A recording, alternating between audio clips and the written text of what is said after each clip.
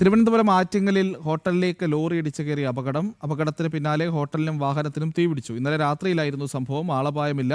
വിവരങ്ങളുമായി ശ്യാമപ്രസാദ് ചേരുന്നുണ്ട്. ശ്യാമ, ഈ പകൽ സമയത്ത് വല്ലതുമായിരുന്നെങ്കിൽ ഒരുപക്ഷെ ആളപായവും മരണങ്ങളും ഒക്കെ ഉണ്ടാകുന്ന സാഹചര്യം ഉണ്ടായേനെ.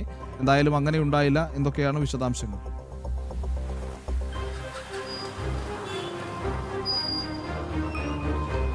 ഇന്നലെ രാത്രി 11:30 ആറ്റിങ്ങലിനടുത്ത് ഈ ഒരു അപകടമുണ്ടായത്. ലോറി കടയിലേക്ക്, അതായത് ഹോട്ടലിലേക്ക് ഇടിച്ചു കയറുകയായിരുന്നു. ഉടൻ തന്നെ തീ ആളിപ്പടർന്നു പിടിക്കുകയും ചെയ്തു. ഹോട്ടലിനും ഒപ്പം തന്നെ വാഹനത്തിനും തീ ആളിപ്പടർന്നു പിടിക്കുകയും ചെയ്തു. വാഹനത്തിൻ്റെ ക്യാബിൻ പൂർണ്ണമായും കത്തി നശിക്കുകയും ചെയ്തിരിക്കുകയാണ്.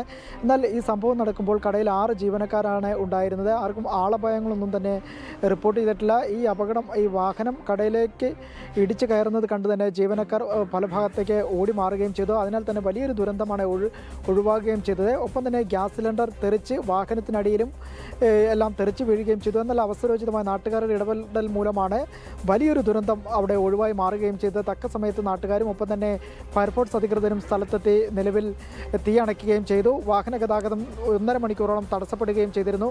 നേരത്തെ ഈ ഇതര രജിസ്ട്രേഷൻ, അതായത് തമിഴ്നാട് രജിസ്ട്രേഷന് ഉള്ള ലോറിയാണ് അപകടത്തിൽപ്പെട്ടത്. ഈ വാഹനത്തിനുള്ളിൽ ഗ്യാസ് സിലിണ്ടർ ഉണ്ടായിരുന്നോ എന്ന് സംശയങ്ങളുണ്ട്.